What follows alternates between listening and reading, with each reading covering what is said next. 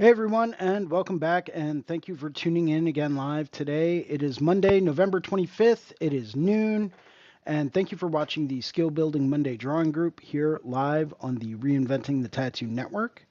I am your host, Jason Leeser, and if this is working for you, please let us know in the comments and in the chat, and please tag a friend who loves tattoos. Whether it's someone trying to get their first tattoo, someone that wants to become a tattoo artist, um, maybe even it's a tattoo artist that's already established and they're looking for some more information. Tag everyone you know, please. We're always trying to get some new people in here, some fresh perspectives, and some engaging conversation. And welcome to Guy Aitchison's Reinventing the Tattoo community, where tattooers, apprentices, collectors, and the curious are encouraged to join in these live streams, real world events, to share and inspire and ultimately create better art and tattoos together. We beam out nearly every day and with your help have evolved into a quality network of amazing live and on-demand tattoo and art shows that have all been receiving rave reviews. You can find Reinventing the Tattoo at www.reinventingthetattoo.com. And if I am good, there we go. Let's see. Oh, nope, wrong one. There we go. You can try it out for free. There's no obligation to subscribe right away. You can pick one of three different options that we have for you to check it out. The first option is to take a sample webinar from the Reinventing the Tattoo canon, where you get to go through and get a behind the scenes look at what it's like to have a Reinventing the Tattoo subscription. Or option number two is you can get some free advice from Guy Aitchison about your unique goals. Maybe it's something that you should work on improving or something that you want to focus on. Maybe it's something that you haven't thought of before. The third option is to take a comprehensive tattoo history course from Jay Brown. Absolutely phenomenal course. Highly recommend it for fellow tattoo history enthusiasts such as myself. You will not be disappointed in that. Trust me on that. At reinventingthetattoo.com, you can also find a full event schedule with full weekly and special event live stream details. For example, if you wanted to jump into today's show, you could navigate over to reinventingthetattoo.com, go to the events area, and pull up a calendar with all of the upcoming live streams that we have going on if you wanted to jump into one or two of those. You also have access to the Reinventing 24/7 channel while there. That has 12 to 15 episodes going at any given time, 24 hours a day, 7 days a week, and is available on all web-enabled devices, whether it's a tablet, a laptop, a smart TV with a browser, the whole nine, it's all available. While there, you can also find access to professional development courses from over 20 world-class tattoo artists. Artists like Andre Malcolm, BJ Betts, and Bob Tyrell, just to name a few. You can find us in both of the app stores, the Apple App Store and the Google Play Store, as well as our Reinventing the Tattoo YouTube channel, our Reinventing the Tattoo Roku channel, which is a lot like our Reinventing 24/7 channel. It's got about 12 to 15 episodes going at any given time, 24 hours a day, 7 days a week, and is available on all Roku-enabled devices. Pretty awesome. You can also find us in all of the major podcast directories such as Apple and Spotify, or you can do what most people do and just go to your web browser and do a search for Reinventing the Tattoo, and you'll find it all. Except for the book, which is currently out of print. So good luck with that. You'll probably have to check eBay for that. Once again, if this is working for you, please let us know in the comments and in the chat. And please tag a friend who loves tattoos. We have a number of weekly staple shows that we always encourage people to tune into, starting off at 9 a.m. on Mondays with Drawing for Tattooers with James Wisdom, where we get to go through and discuss basic drawing techniques and strategies, different fine art principles. It helps us get back to our roots of being a fine artist in the tattoo world. Following that show, we have this show, which is the Skill Building Monday Drawing Group with me, Jason Leeser, where we go through and we work on developing some of our skill sets, whether it's communication, whether it's convention prep, drawing skills, layout and composition. We're always trying to work on building up our skills during this show. Following this show at 9 p.m., we have a subscribers exclusive drawing group with Sandy McAndrew, and that is Monday evenings at 9 p.m. And you will have to have a subscription in order to access those Monday evening drawing groups. I can tell you right off the bat that those drawing groups alone are worth their weight in gold. I did them consistently for about 2 years. And if you look at the work that I was doing before I started doing those Monday evening drawing groups and the work that I'm doing now, there is a monumental level of difference between the two. On Tuesdays at 11 a.m., we have the Tattoo Weekly show where we get to go through and discuss current events in the tattoo industry. Maybe it's new laws and regulations being passed. Maybe it's new developments with tattoo pigments. Anything that might impact the industry as a whole, you can find that on Tuesdays, 11 a.m., the Tattoo Weekly show. Following that on Wednesdays at noon, we have the Tattoo Now show with Gabe Ripley, where we get to go through and discuss a lot more of the business aspect behind tattooing. Things such as travel visas or marketing and advertising strategies. Maybe it's client booking process and a better way to streamline that. All of that and a whole lot more. That's Wednesdays at noon, the Tattoo Now show with Gabe Ripley. We do have a special event coming up, the International Puerto Rico Tattoo Convention, December 6th, 7th, and 8th in beautiful San Juan, Puerto Rico. Feel free to join me, James Wisdom, Steve Butcher, Devin Cooley, Jimmy DeLessio, Ryan Ashley, Kevin Bledsoe, Derb Morrison, and a whole bunch more insanely talented, really, really great tattooers for this absolutely incredible destination vacation tattoo convention. Would like to go through and take a minute and thank some of our sponsors, some of the people that make these shows happen. Starting off with WorldTattooEvents.com, the largest, most comprehensive resource for tattoo events worldwide. They're constantly keeping everything updated. As we know, living in a post-pandemic era, there's still tattoo events and conventions getting rescheduled like crazy. So if you want the latest, most up-to-date tattoo event or convention information coming to a city or town near you, maybe it's one you plan on visiting. That's how I book all my vacations. Take a look at worldtattooevents.com, and I can guarantee you will not be disappointed. Would also like to thank TattooNow.com, technology for tattooers, the leading edge in professional development, management, and digital tools for tattooers of all levels. They're 100% competitive with any type of CRM, mailing list, or scheduling software out there. So if you're really looking for the digital tools to help you streamline your booking process, to help you get more clients through the door, and to make that booking process a lot easier, take a look at TattooNow.com. They've been doing this for over 20 years, and they are definitely the authority in how to do it. Would also like to thank GuyAitchison.com. He is the founder and inspiration behind Reinventing the Tattoo. Go to GuyAitchison.com where you can pick up a copy of his Biomech Encyclopedia, some of his tutorial DVDs. I believe he still has a few custom coil machines for sale, as well as countless fine art prints and the occasional oil painting, all for sale at GuyAitchison.com. Would also like to say a very quick and special thank you and shout out to Amy Nichols over at the Apprenticeship Diaries. It's usually where I tell people to go through if they want more information on getting a tattoo apprenticeship. Take a look at the Apprenticeship Diaries podcast with Amy Nichols. As always, we ask that if you like today's show, make sure to go through and hit that like and subscribe button at the bottom of the page. That way you can stay up to date with all of the future episodes coming to you right here live on the Reinventing the Tattoo Network. Please go through, post a positive review on the channel, help us get the word out.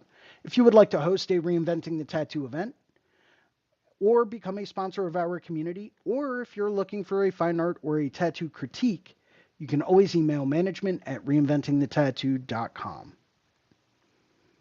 And that kind of wraps up our intro for today. We've got James with us today.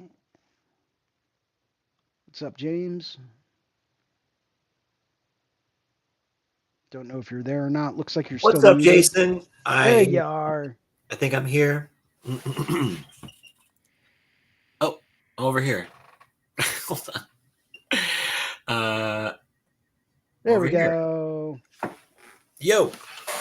Yo. So, Long time no see.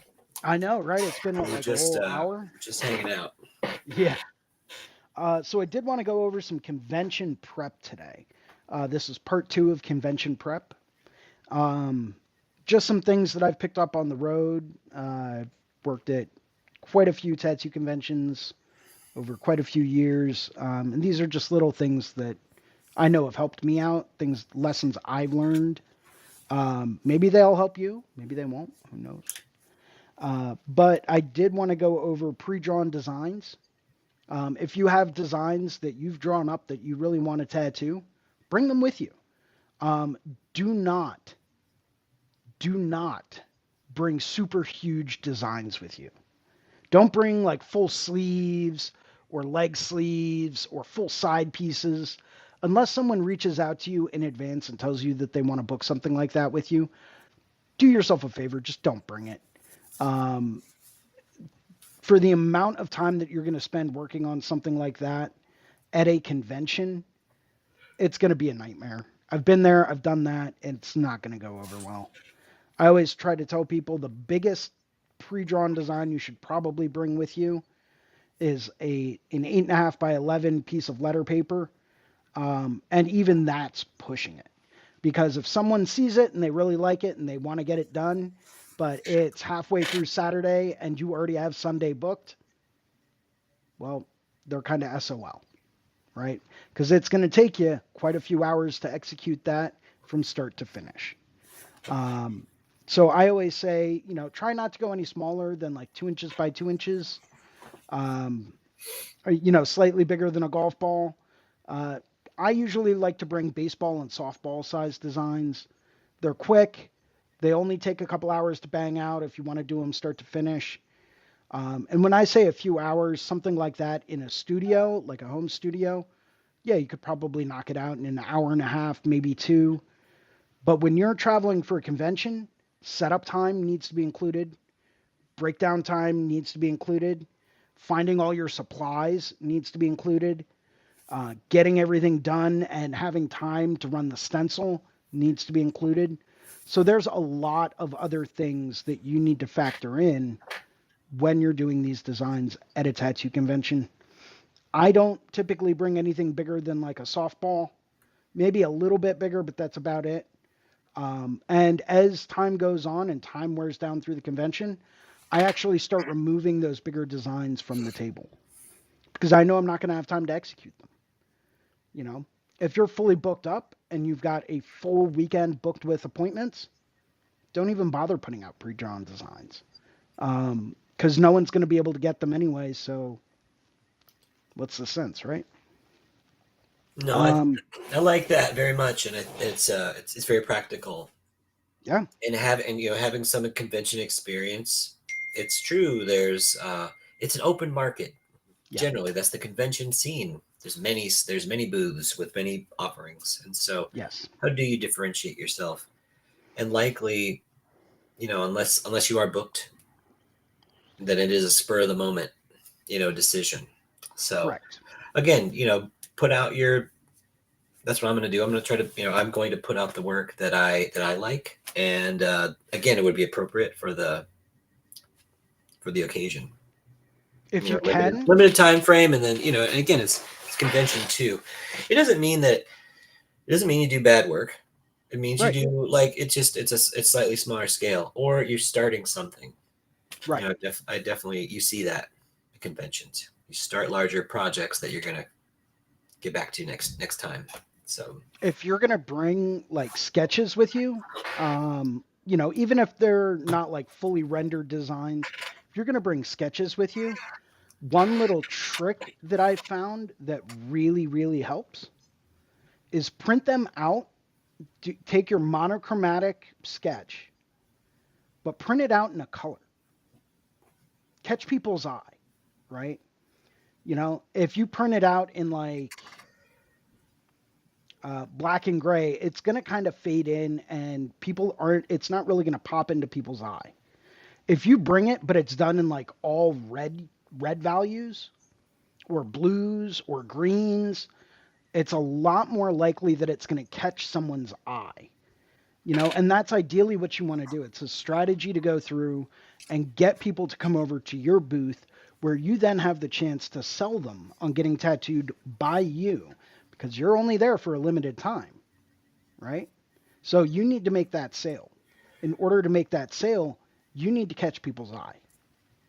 You know, have your designs up on a backing board, right? I've learned this and it's worked really, really well ever since I started doing it. Get some little COVID plexiglass clamps, right?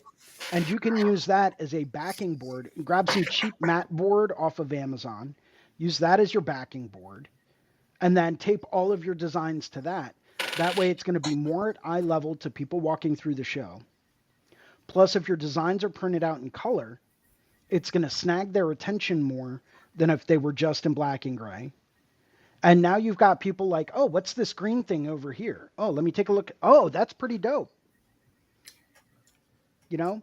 Yeah, So something to it's, break up. Yeah, something to catch their attention. Again, it's like the people that are there to be sold too, right? I mean, that's an yeah, important caveat. Like, we want to, we do. It's a non-set. It's the non-pressure pitch, but of course, it's sort of this. You're facilitating them getting this done. That they connected with something right. about the design. They connected with something about, and then maybe you, like maybe that's a part of it too. But yeah, people that are Yeah. there, it's a fun thing to do if you go there to get a little tattoo. So Yeah. if you're going, stop by the booth. Now, We should have some openings. keep in mind, just because you print it out in color doesn't mean you have to do it in color. There are Totally. a lot of artists that when they travel, they only work in black and gray. And that cuts down on their weight. It cuts down on everything that they have to bring with them because they know they're only going to be doing black and gray tattoos Hmm. all weekend. Sure. Um, maybe they'll bring like a couple of half-ounce bottles of color to do like color accents. Um, you know, blue for the eyes of a wolf, red for the eyes of a tiger, or red in a playing card. Like it's become a huge thing, and that's cool. Uh, Personally, I bring colors anyway, and I'm always willing and happy to lend them out to different people. Here, go through, feel free to use it. Take a look, let me know what you think, right? Um, Granted, I will only bring maybe a half ounce of each color with me. Um, and there's a whole strategy to bringing colors with you, how you wrap them, and all that stuff. I find soy sauce bottles tend to work really, really well. But the problem with that is that there are certain conventions that might not allow you to use them just because they don't have a lot number, they don't have an expiration date, and they don't know if that really is what you say it is.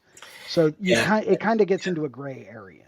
No, I think you're totally right. It's uh, there are a lot of practical seeming solutions to some of these issues. However, it just doesn't work. Like you said, Yeah. if we're carrying the products that were going to be used for tattoo process, they need to be in the proper containers. I had this. I brought like a little container of soap with me one time, and I was at convention, and they're like, no, Yeah. like no, we need soap. Like I don't know what the hell's in this little weird bottle you brought. I'm like, that makes total sense. Yeah. Makes total sense. I mean, a lot of times we're in the procedure. We've got our wash, but we do have secondary things that we use. So I don't mean to. I don't mean to imply that it's not right. However, the vessel that kind of carries the this ingredient, it needs to be labeled. I think you're totally right about that, Jason. Yeah. We have to stick with that. That would lead to less problems. And I certainly, whereas like I know myself, I would do it right, but Right. how do you Exactly. know? How do you know about like And you don't. it's a standard that I think Yeah. it helps to make things simple. And the same thing with if you limit your palette Yep. just black or to very limited color, the base powder, the base pigments that you were talking about earlier Yes, today, sir. it simplifies things. It And does. so, it might be it might be worth it to to really consider limiting what it is you. I mean, you have to make choices. You can't have your whole studio with you, likely. Right. Sometimes you are going for a specific project, and then you have to bring you know Exactly. particular needles, particular inks, and the like. Um, If you're doing full color designs and you have a whole bunch of full color, fully rendered designs you're bringing with you, look at them before you pack your colors, right? That'll tell you, oh, I need to bring this vivid lime green with me so I can do, this part of this tattoo if someone wants it. Let me bring this electric blue or bright teal with me so that I can do this design in case someone wants it. A couple of specific colors like that, fine. Bring those with you. Otherwise, stick to your basics. Maybe two or three of each color tone. I've been using a lot more concentrates lately, and then using that to go through and create the different values. So I'll use like a green concentrate, a blue concentrate, a pink concentrate, which is almost a reddish tone, which I can thin out to make any hue of whatever pink I want. But that's I'll actually I've never bring, seen that color. That sounds so fascinating. Pink yeah. concentrate. Where do you get? Well, Who it's makes not that? called pink concentrate, Hmm. but the base powders, if and you can do this, anyone can do this that's watching. On the labels of your bottles at the studio, you should see a whole bunch of numbers that are called CI numbers. Those are chemical index numbers. Those chemical index numbers will directly tell you exactly which powders and which pure pigments are in that bottle to create that specific color. Some of them are standard across the board, like carbon black is pretty standard. Um, Pure white is pretty standard. So if you hold up a bottle of carbon black and you see the CI number on there, and you see that same CI number in different colors that you have, you know that that CI number is black, and that black is mixed into all of those other colors. Same thing goes with like a blue concentrate or a pure blue. If you look at the CI number and then you look at all of the other blues that you have, you can see that that blue is used in this, and this, right? So now you know that all you need is this one bottle, and you can mix it with this green and it'll create that. Or this, I can mix it with this red and it'll create this purple. So I've really gotten into like analyzing the different base powders that are in the pigments that I use, and it's helped me really cut down the number of pigments that I buy.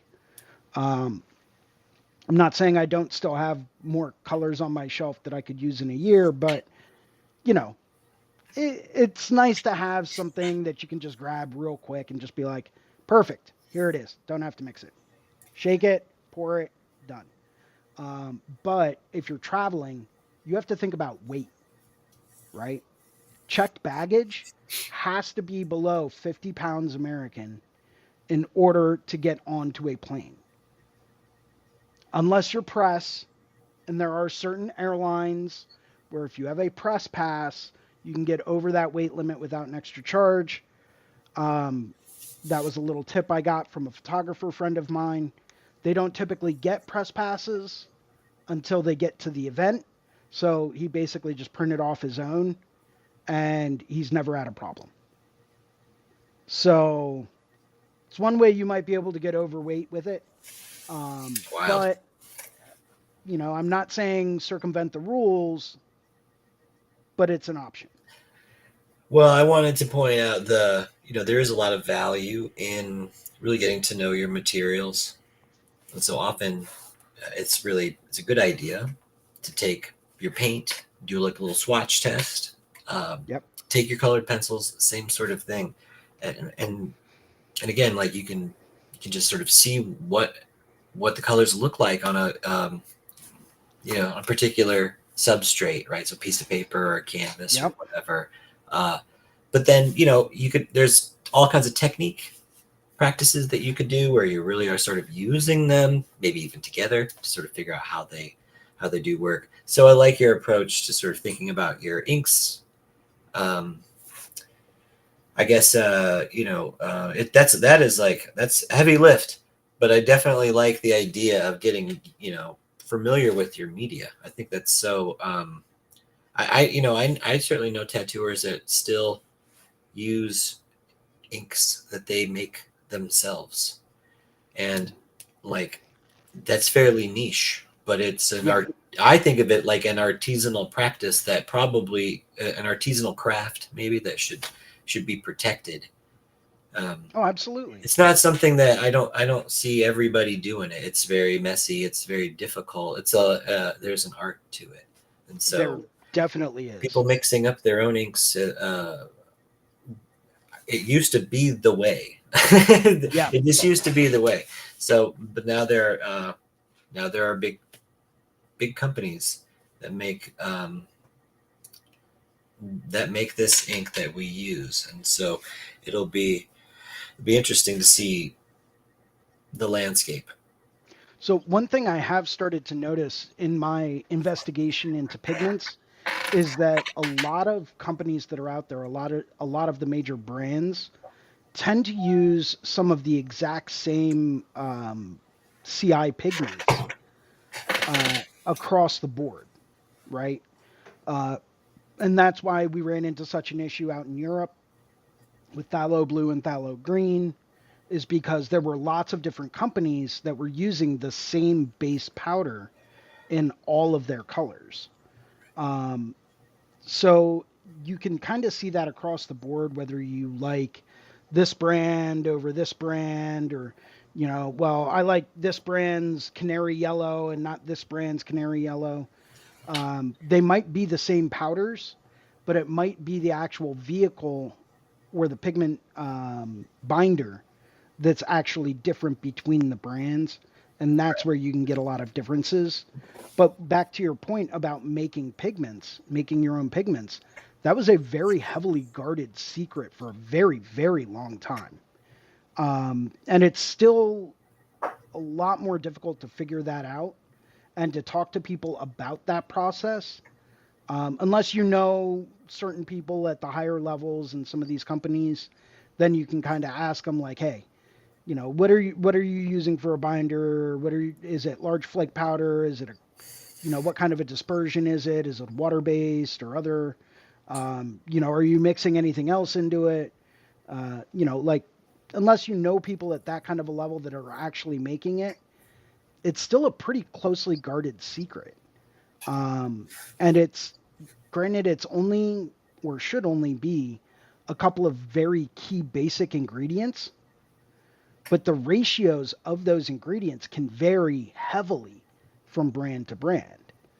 If you look at, I think it's Hannah Virginia, or something like that, which is basically witch hazel. It's the chemical name for witch hazel that you'll find in a lot of tattoo pigments, but they won't tell you how much is in there, right? And that's put in there basically as a preservative to prevent mold growth, to prevent any kind of germs. But you'll also find things like glycerin, which is mixed into certain brands. That's used as a thickening and a binding agent. But once again, they don't tell you how much to put in. Um, you know, Distilled water, key ingredient in most tattoo pigments.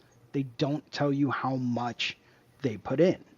That's why you might find people, and the CI numbers might be the exact same, but some people might like this over this just because maybe this one puts in less water or less witch hazel. This one doesn't use glycerin. This one, so there's still a lot of variables there with pigments.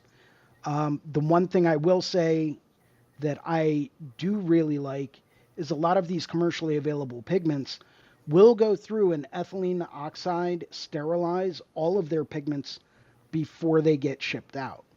And unless you have a large commercial facility to be able to afford to EO sterilize your pigments, is going to cost you an absolute arm and a leg, unless you already have that kind of an industrial facility at your disposal. Um, that's why I kind of stay away from mixing my own. I've done it in the past. It's a very messy process. Requires a lot of patience and a lot of mixing vessels, if you will. But there's no way to know if everything is perfectly sterile when you put it in the bottle, unless you have like a clean room and a clean facility. So personally, I stay away from that. And that's only because I don't want to bottle something up and then have it be contaminated in some aspect with some kind of foreign particle or Right. foreign entity. Right. Yeah. It's just it's very. There's a lot of Yes. variables, as you say. There's a lot at stake. So Yes. certainly, certainly, I don't think that the individuals making their own ink for their own use for their own clientele, right? They're not subject to manufacturer standards, right? Somebody who's going to manufacture it and sell ink to the industry. Right. Right. So that's the difference. That's really the difference as far as that goes. But you're right. It might not want to get involved in all that. Certainly, certainly there is a tradition around it, and so if interested, you would one would have to seek that out and find that very hidden knowledge. But it's still around. So um, the I guess the thing I'm wondering, I wanted to sort of shift back to the convention Yeah. idea, and the thing that I'm really wondering is how do you how do you like to get your all your disposable stuff? Do you like to just go there to the location and then find a convenience store and buy all the things that you would need, or do you try to put that in your carry-on? Paper towel roll, like sometimes a lot of time So I that's will say a lot of times conventions I've almost always seen distilled water there, so that's not correct. really something you have to a gallon of water. I don't think you have to. That's all I don't think I can't recall any time that's not been provided. So just as a thought, but there's so many there's so many things that go into producing a tattoo, and people that do it, there's this laundry list of all the little pieces that you need to make it run. Yeah, how do you like to obtain all those things or get it to where you're going? So um I'm very picky about the gloves that I use, so I will actually bring my own gloves. Paper towels, that's a personal preference. I sometimes I'll actually go on Amazon and I'll buy things like lint-free cotton face towels and have them shipped through Amazon to the location. Just because I'm also kind of picky about that. I don't typically bring too much of anything else. Maybe I'll bring a couple of packets of A&D or Vaseline, or whatever I'm going to use as a glide. But other than that, yeah, you can usually pick up anything you need at a local pharmacy. And there's anywhere you go in the world. Ireland, I did it in Ireland. I went to a local pharmacy, got everything I needed. Gloves. If you use tongue depressors, you can get sterile tongue depressors. I will bring ink caps just because I don't like paying a markup price at conventions for that. Drape sheets, plastic wrap you can get at a pharmacy. Uh, they might have a little bit of a markup on it, but it's going to cut down weight when you travel. So maybe you don't want to bring that. Or order it on Amazon, have it delivered to the venue, have it delivered to your hotel room. It works really well, and you don't have to pay for shipping, if you have Amazon Prime. So it works. Otherwise, you can typically find everything else you need: plastic wrap, Vaseline, A&D ointment, anything like that. You can usually get all that kind of stuff at a local store, or one of the supply companies that ultimately ends up being at whatever convention you go to. And there's almost always a supply company that's there that has the basic essentials. Um, Bactine, I would buy there. I wouldn't bring it with you if you use Bactine. Things like aftercare, like Tegaderm, Sanoderm, Recovery, anything like that, I will actually bring with me just because I want to make sure that I've got the right size on hand. And once again, if you buy it at the show, they can have a price markup on it. And that's just one more cost that you have to add in to working at the show. Um, Otherwise, I typically go pretty cheap with everything because you don't really need a whole lot. You don't need barrier film if you're traveling, and if you do use plastic wrap, that works just as well. You just do a couple of swirls of it and call it a day. Or you can get some like 2-inch wide shrink wrap. Once again, you can buy that on Amazon before you travel. Use that instead of barrier film if you need to. Uh, Otherwise, it's pretty minimal. I'll bring like one or two big drape sheets, cut those to size, you know, and I've never used more than one whole drape sheet at a convention. Because even if you cut the big ones into quarters, you're not going to use more than a quarter of one at a time. So, because you typically, the massage tables aren't that big. If you need more room than that drape sheet covers, use plastic wrap. Um, I've seen people that'll go through and they'll actually take pretty much a whole roll of stretch wrap or stretch tight, and they'll wrap like the entire bottom of a massage table, and then they'll run out of stretch wrap for the rest of the show, and it's like, what do? You have to borrow it from your neighbor now. Um, and it's like most people that are working at shows are more than happy to share whatever they bring. I know I am. Everyone I work with at every show, I'm like, hey, here's my box. If you need something, grab it. Don't even ask me. Just go in there, grab it, help yourself. As long as you save me a little bit of it just in case I need it, that's all I care about. Um, the only things that I won't do that with are things like my machines. I'm very protective over my machines. They each have their own names and they have their own beds that they like to sleep in. And you know, that makes them happy. And as long as they're happy, they do the job that I need them to do. And that's what matters. Um, but things like machines, I typically don't bring too many cartridges or needles with me just because I'm usually only bringing enough supplies to do an estimated number of tattoos that weekend, right? You don't need to bring a whole box of 5 liners because the chances that you're going to use all 20 cartridges of 5 liners in one weekend, pretty slim. So I'll bring, 5 or 6 of each grouping, and then if I end up having to need an extra one, either I'll go buy a box of them from a local distributor or I'll just ask one of my neighbors for one. And it works well.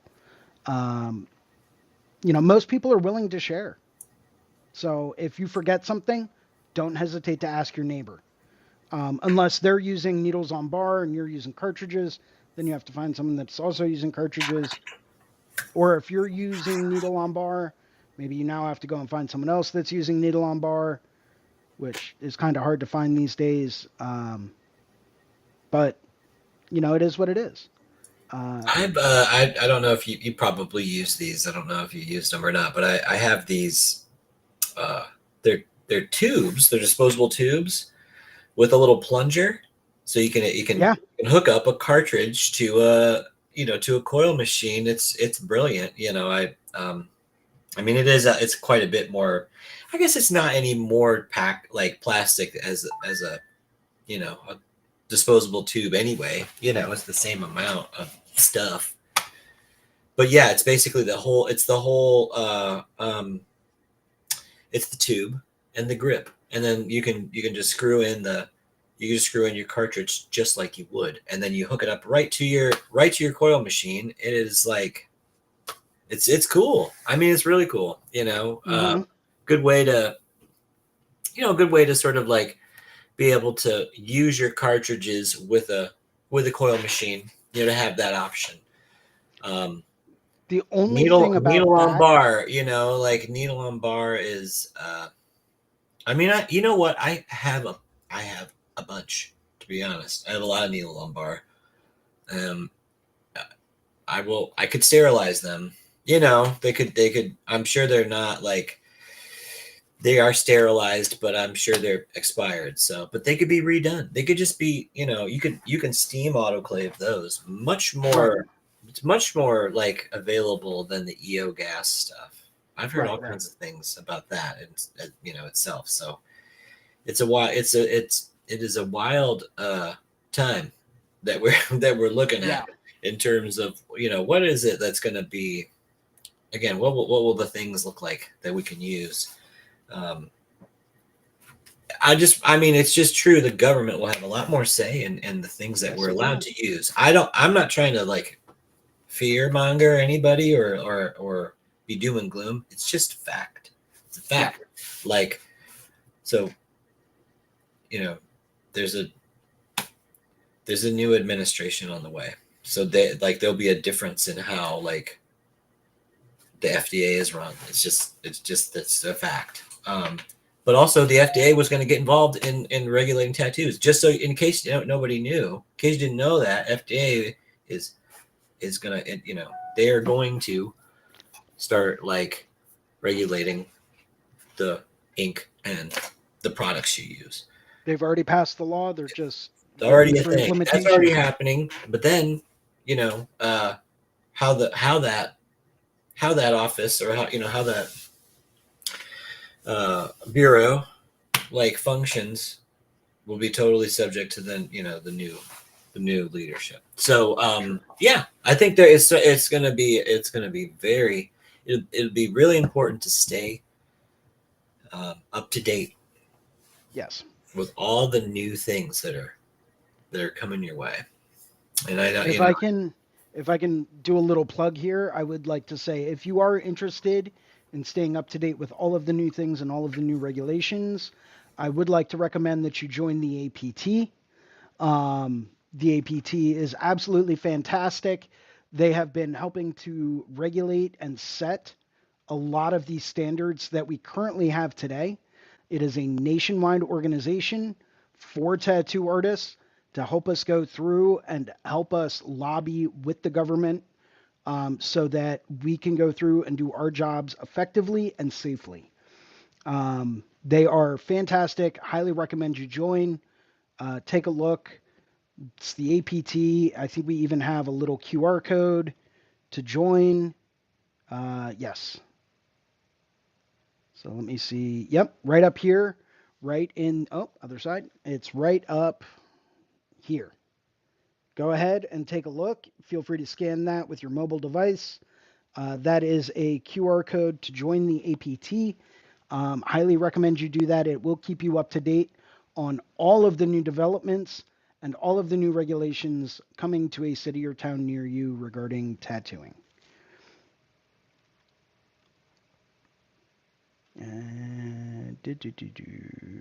Where is, there we go. Cool. well, I just Oh, want to thank you for that. I think I that was was going to say nice. That's it's, nice, and it's just one of these things where like we could organize, we could get organized as as the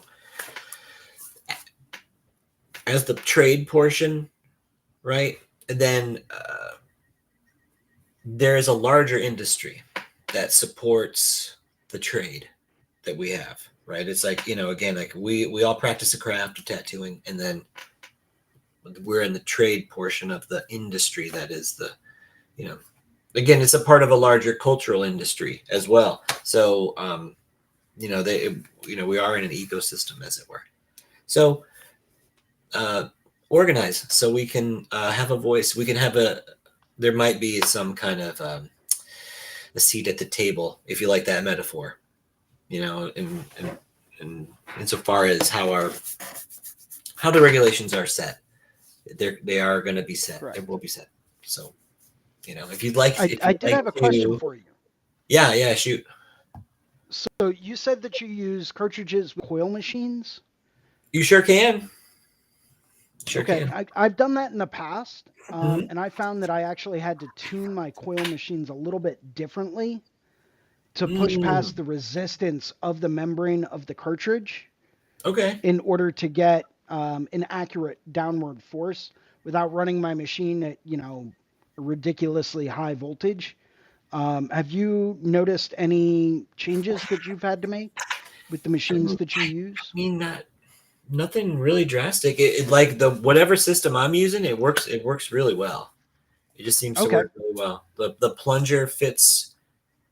The plunger fits really well. So, but yeah, no, I think it's certainly worth looking into if if you use these equipments. It can be this is just another option, um, and uh, I don't know, like coil machines are, I think they have their place. They do things differently. They're different than Yeah. than the other ones, than the rotary ones. I So, I do have a little hack for you as well. oh, let's hear it. If you like to use needle on bar, but if you don't want to take, a whole bunch of disposable tubes for different configurations with you to a show. Here's a little hack. Buy some of those disposable grips, right? Cartridge grips, doesn't need to have the plunger with them or anything like that. Buy a couple of cheap sample sets of cartridges off of, Amazon or wherever. And what you can do is you can actually take the needle portion of the cartridge out, screw in the tip, and now you've got a disposable tube for whatever configuration you need. Whether it's 15 mag or a 3-round liner, they're cartridges. They're universally adaptable to cartridge grips. So you take the needle portion out of the cartridge, put in the tip of the cartridge, which will lock into the grip, and now you've got a disposable tube for whatever you need. It's kind of wild to hear you talk about it. To be honest, it's like, well, I don't know if I'll ever do that. But like, it just seemed like back in the day, that was all we were ever doing. Yeah. Whatever, like you had to, you had to be innovative all the time, even with all of the equipment that you bought. Yeah. And I guess I'm like, I'm thinking like when I started 20 some odd years ago, that was sort of the case. That was you were just like you were always had to be. Well, there's a character from a television series in the like 80s called MacGyver, 80s, Yes. 90s. MacGyver was a character who would always be in a jam. He would always be in a really tough situation, and we'd have to figure out some way to elegantly, an elegant solution to the problem. And so he would have to figure out uh, through ingenuity and creativity some solution with what was at hand, what was already at hand. And that was really a big part of the. I don't want to say it's not a part of it anymore. I think it's really a big part of the spirit of what we, to do this work. You probably are problem solving all the time. But there was just so much weird practical with your equipment.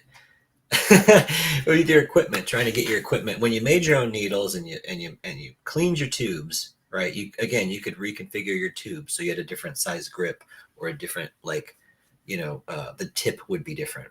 That's the portion that the needle comes out of Yep. the tip. So and your machine is infinite like amount of contingency, right? All these different things that you could sort of tweak. Very analogous to like being able to be a mechanic on an automobile. Correct. Like today's automobiles are very computerized, so it may not be there may not be a real mechanical. The fix may not be always mechanical. Might be like a computer problem or a software issue, and our machines may not be so far away from this Right. fate, as it were. So I don't know. I just it again. How do you pack to go? I like having a wireless rotary Mm-hmm. with little cartridges.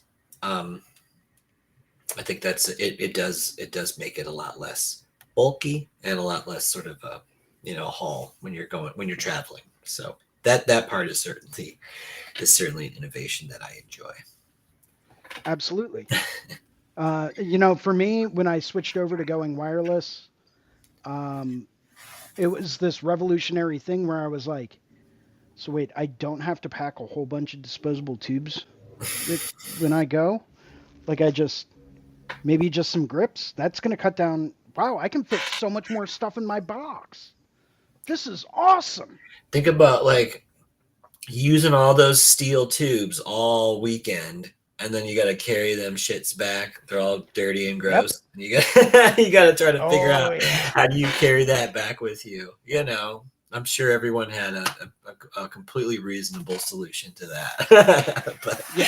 it's gross, man. It's gross. Well, Anyway, I that's love and I being able think to throw that's shit away. why I think it's so much cleaner. It's crazy. It's crazy. But I think that's why a lot of people started moving over to disposable grips and sure, disposable tubes. yeah. No, it became the rules finally. Where like I moved to a new city and it was like, hey, this is the rules. Yeah. You can't, you know what I mean? Okay. So uh now I don't know particularly. I think it might have been a situation where I don't want to say that like autoclaves were ever banned anywhere. So don't take it that way. I think it was likely, you know, um like this is we don't even have an autoclave at this shop. We're just doing disposable. That you bet you got to use them. You know what I mean? And just the Yeah. times changed, and you had to adapt with it. And it's like it was an innovation. It actually improved things. It was difficult to embrace it, accept it as a change that had to happen. But then once we did, once I did, it was things. It was actually a better reality, as it were. I that's I that's this my that's just my anecdotal sort of take on it. It was like it sucks. It sucks having to do more administrative stuff. It sucks like having to Yeah. like more rules to follow. Well, Sometimes yeah, though, but I mean sometimes it that's makes things better. I mean, I don't that's want to. I'm not changed. trying to say all rules are right or they're even like presented in a good spirit, but um, like if there are products that aren't good or healthy for people, I don't want to use them. And then I also, I believe that people should be allowed to make informed consent. They should know. Correct. We should have a better idea about stuff like the the impacts of our decisions. Know more about that, and so you can decide whether it's whether the juice is worth the squeeze. I like this. I like this It's a good way to put it. this I feel like this might be a Philadelphia ism. But I don't. It's like I think it's a lot of places, right? A lot of people.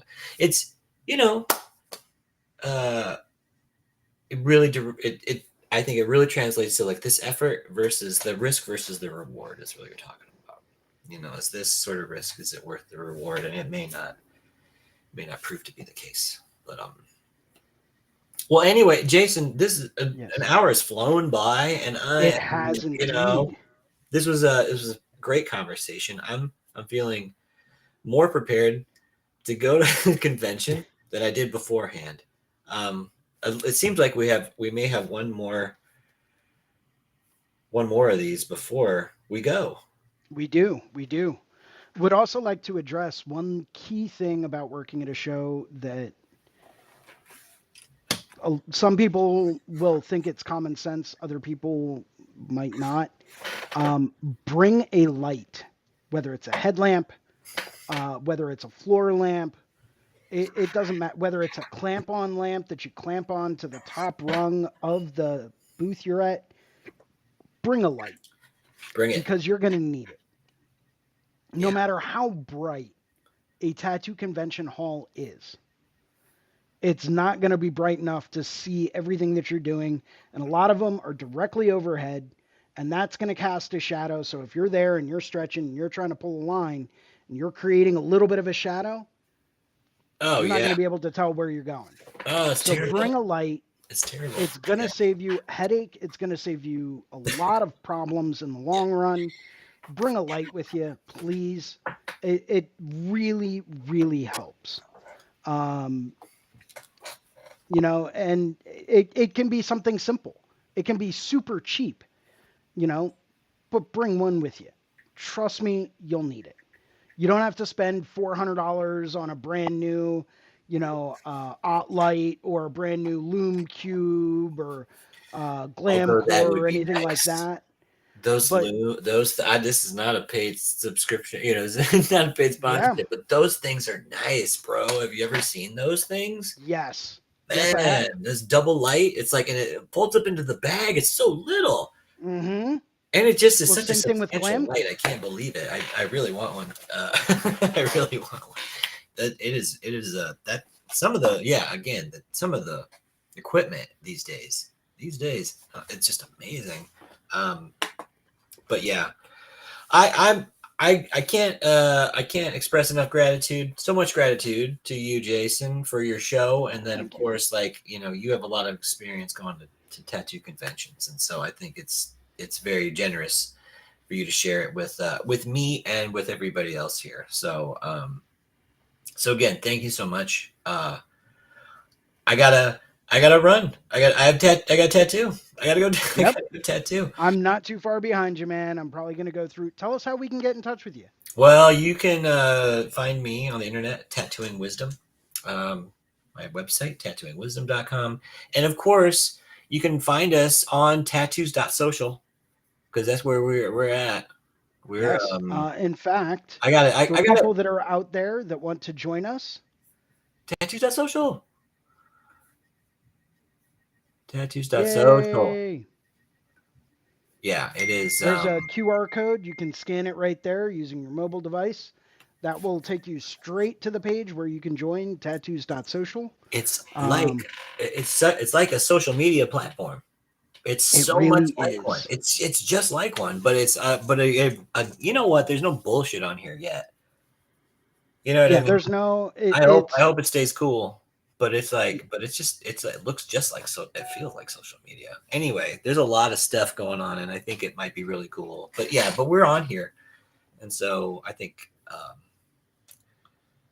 uh, yeah, we're again. Gabe's been working really hard on that, and we've been all going at it for a little while. And there's an app for your phone now. yes, There's which a I did recently tattoos.social app. download. I mean, I've been going to the browser, but it's like there's an app. I got it on my phone. I just boop, I'm in there. It's so Yep. convenient. And again, what's nice too is all the different groups that are in there. I've got Fireside, I've got Lowbrow Know How, Reinventing, Tattoo Career Builders with Derek Youngberg. Amazing financial coach. So, and of course, the Tattoo Now Roundtable, which is really, I think, been vital to learning more about business marketing and using customer relations management software tools, pipeline marketing, like uh, it's a great space. Anyway, you can get all that at tattoos.social. So Check I it hope, out. yeah, I hope people see people there. Anyway, Jason, thank you so much, bro. I Thank you will, very of much. course. How about let me bow out, let you finish up, and I will see you. I'll see you next Monday for Okay, sure. sounds great. All right, peace. Take care. For those of you that are still sticking around, still listening, um, come take a look. Tattoos.social. It's been an absolute pleasure to host this show for everyone today. As always, if you ever have any questions about working at a convention or tattoos in general, or if you want to reach out and say hi, you can always get a hold of me. You can go right up here to my Instagram at Philly Inc. And you can send me a DM. I usually respond pretty quickly. Thank you for everyone that's watching. Make sure to hit that like and subscribe button. Catch us every week as we go through and do these shows. And I will catch everyone next week for episode 177. Thanks a lot. Keep those hands